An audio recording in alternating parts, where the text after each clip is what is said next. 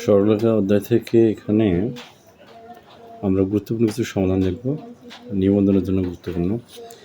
তো উদাহরণ নম্বর 1 দেওয়া আছে 4 - 3 এবং -2 5 বিন্দুদ্বয়ের মধ্যবর্তী দূরত্ব নির্ণয় করো। তো আমরা জানি মধ্যবর্তী দূরত্ব নির্ণয়ের সূত্র হচ্ছে এটা ভুজদ্বয়ের অন্তরের বর্গ হচ্ছে কড়িদ্বয়ের অন্তরের বর্গের যোগফল তার উপর √। তাহলে নিয়মিত এখানে একটা বিন্দু যদি আমরা পি ধরি আর একটা কিউ ধরি, তাহলে পি কিউ সমান √4 - 2 দিয়ে whole square plus -3 - 5 whole square. তো এখান থেকে ক্যালকুলেশন করলে মান পাবো আমরা 10। এটা হচ্ছে 10, এটা আনসার। আবার দেখেন 2 নম্বরে দেখা হচ্ছে 1,2 B3,4 C6,7 বিন্দুত্রয় একই সরলরেখার অবস্থিত। তো আমরা জানি যদি একই সরলরেখার উপর অবস্থিত হয়ে যায় তাহলে কীভাবে আমরা নির্ণয় করবো এটা বিষয়ে। তো একই সরলরেখার ক্ষেত্রে দেখেন এখানে এবির দৈর্ঘ্য বের করা আছে, এবির মান কত, বিসির মান কত, আবার এসি, তাহলে এবি যোগ বিসি এটা হবে এসির সমান।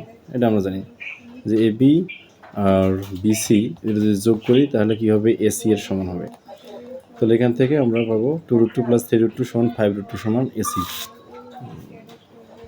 তাহলে এখান থেকে মানটা পাওয়া যাচ্ছে 5√2। সূত্র হচ্ছে যে এবি আর বিসি এই দুটো যোগ করে যদি কি হয় এসি সমান হয় তাহলে জানা যাবে একই সরলরেখায় অবস্থিত। এখন দেখেন আবার উদাহরণ নম্বর 3, 4টা বিন্দু দেওয়া আছে, 4টি রম্বসের শীর্ষবিন্দু। এটা দেখাইতে হবে যে এই 4টি বিন্দু হচ্ছে 4টি রম্বসের শীর্ষ বিন্দু। তো এখানে রম্বসের ক্ষেত্রে আমরা জানি বিপরীত বাহুগুলো পরস্পর কী হবে, সমান, বা 4টে বাহু সমান এবং কোনো কোণ এক সমকোণ নয়। তো এখান থেকে দেখা যাচ্ছে আবার কর্ণদ্বয় রম্বসের কী হয়, অসমান হয়। এটা একটা বিষয়। এখানে কর্ণের সাজে দেওয়া আছে কর্ণদ্বয় অসমান, 4টে বাহু সমান কিন্তু কর্ণদ্বয় হবে অসমান। এখান থেকে দেখা দেন 4টে বাহু সমান বের হয়েছে এবং কর্ণদ্বয় অসমান, তাহলে এটা একটা কর্ণ রম্বস। আবার অনুশীলনী 3.1-এ দেখেন দেওয়া আছে যে 1 - 3 1,1 √3 1 বিন্দুগুলির পোলার স্থানাঙ্ক নির্ণয় করুন। এখানে দেওয়া আছে কার্তেশীয় স্থানাঙ্ক মানে XY, এখান থেকে আমরা বের করব কি পোলার স্থানাঙ্ক হচ্ছে আর থিটা রূপান্তর।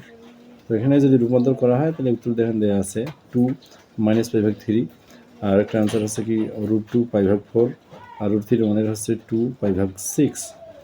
আবার কার্তেশীয় স্থানাঙ্ক নির্ণয় করতে বলছে পরবর্তীতে 2 π/3, 4, π/4 আর 3, 150 ডিগ্রি। এটাকে নির্ণয় করতে বলছে কি কার্তেশীয় স্থানাঙ্ক।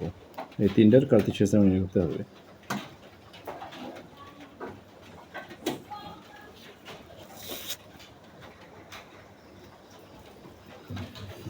তো কার্তেশীয় স্থানাঙ্ক নির্ণয় করা আর কার্তেশীয় সমীকরণ প্রকাশ করার কথা বলছে r = sin θ, b = cos θ। তো r = sin θ-কে যদি কার্তেশীয় সমীকরণে রূপান্তর করা যায় তাহলে মান হবে x² + y² - y = 0। আর r = b cos θ, এটার মান আছে x² + y² - bx = 0। আবার দেখেন r × 1 + cos θ = 2 সমীকরণটি কার্তেশীয় সমীকরণ প্রকাশ করে।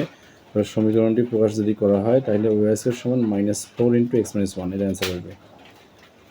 আবার শীর্ষ ত্রয় দ্বারা এখানে 3টে বিন্দু 0, 0, 0, এ হচ্ছে 2, π/3 এবং বি √2, π/4 হলে এটা হচ্ছে কি ত্রিভুজ AB এর ক্ষেত্রফল কত।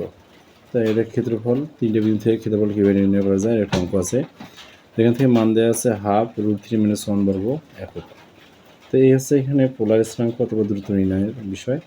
আবার সরলরেখার যে সূত্রগুলোর সাহায্যে আমরা একটা বর্গ কিনা রম্বস কিনা এগুলো আমরা বের করতে পারবো। তো মূলত এই ধরনের প্রশ্নগুলো ছোটোখাটো প্রশ্নগুলো x অক্ষ থেকে দৈর্ঘ্য, y অক্ষ থেকে দৈর্ঘ্য, এই সরলরেখার থেকে থাকতে পারে পরীক্ষায়।